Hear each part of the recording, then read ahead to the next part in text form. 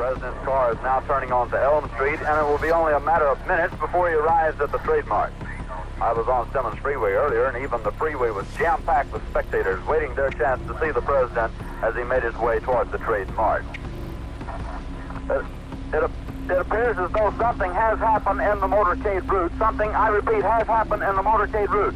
The year is 1963. A nation is shattered. President John F. Kennedy is assassinated in Dallas, Texas, sending shockwaves through America and the world. It's official. As of just a few moments ago, the President of the United States is dead. But what if the story we've been told, the lone gunman, the quick conclusions, well, what if that wasn't the whole story? And what if another murder, just 11 months later, held the key to unraveling one of the most chilling conspiracies in U.S. history? This isn't just about JFK. This is about the death of Mary Pinchot Meyer and the secrets she may have taken to her grave.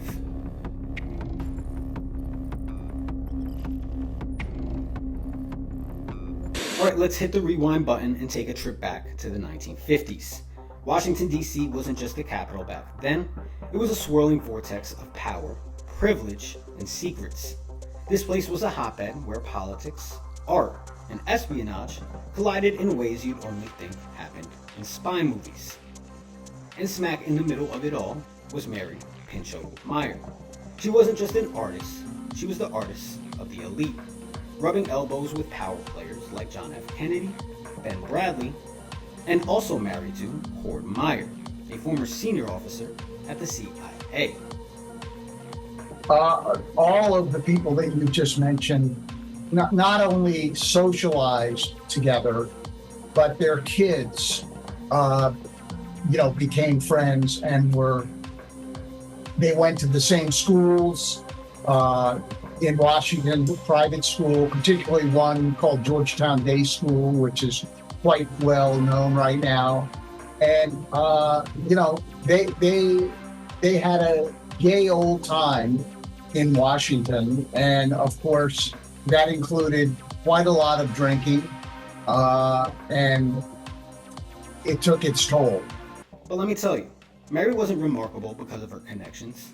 Oh no. It's her tie to President John F. Kennedy that takes this story to a whole new level. Mary wasn't just JFK's acquaintance, she was a confidant. And if you believe some experts, they say even more. Everything that I've learned and that Peter Janney has uncovered indicates that after the second term, Jack Kennedy would have married Mary. I don't think he ever loved a woman as much as he did her. She turned Jack Kennedy, she was so bright, so committed, from a cold warrior into an advocate for peace. Now Mary allegedly knew JFK's thoughts, his dreams, and some say even his deepest secrets. If you think about it, she might have known JFK better than some of his closest advisors. Then comes October 12, 1964. Less than a year after JFK's assassination, Mary's taking her usual walk along the C&O Canal in Georgetown, Washington, D.C. It's a peaceful little route she walks all the time. But on this day, she never comes back. Mary Pinchot Meyer was shot in broad daylight. No robbery, no obvious motive, and definitely no justice. The police, in what seems like record time, arrest a black man near the scene, a move that feels a lot like a knee-jerk, racially charged rush to judgment. The jury? Well, they don't buy it either. That man is eventually acquitted, and Mary's case is still unsolved to this day. But here's the kicker.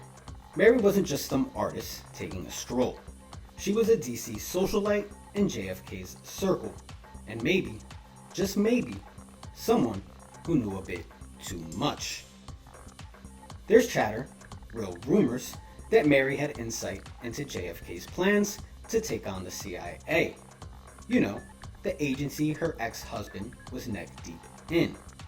After all, JFK did say he wanted to break the CIA into 1,000 pieces. If Mary knew about these plans, that puts a big old target on her back. After Jack Kennedy was killed, she waited until the Warren Commission report came out, and when that came out, and she was appalled by the fact that it didn't deal with the truth of what happened. She went to her ex-husband, and I believe also to Jim Angleton, another senior CIA guy, said, if you guys don't tell how Jack Kennedy was really killed, then I'm going to blow the whistle on you and all you're doing. After Mary's murder, her brother-in-law, Ben Bradley, yes, the guy from the Washington Post, well, he catches someone in her studio rummaging around, and what are they after? Well, not her paintings, not her jewelry, but her diary. Now think about this for a second. What's so important in that diary? Was it JFK's secrets, CIA dirt, or maybe, just maybe, Mary's own suspicions that she was being watched, or worse, hunted? In September of 1964, the Warren Commission had been written and released. Mary had her own copy, which she read and just infuriated her to no end. And it was at that point she was planning to go public and basically tell the world of her relationship with JFK and what had happened, and she was going to blow the whistle. Peter Janney, the guy who wrote Mary's Mosaic, doesn't think this was some random act of violence. He even confronted a man with CIA ties, accusing him of being Mary's killer. The name of the man was Lieutenant William L. Mitchell. Mitchell was an undercover contract agent for the CIA. He started to develop a habit, which he was instructed to do, of being out on the towpath around the time Mary took her walk. And so on the day of the murder, he was actually the last person to see her. So I basically caught Mitchell with his pants down on a number of details. And it was very clear through the deposition that he was lying. So here we are, two murders, JFK and Mary Pinchot Meyer. Two lives that could have rewritten history. What if JFK had lived? Would there have been no Vietnam War? No Watergate? Would America look completely different today? And Mary, her death is a stark reminder that the truth often hides in the darkest, most unreachable corners. Robert Pirsig once said, "The truth knocks on the door and you say, 'Go away, I'm looking for the truth.' And then it goes away."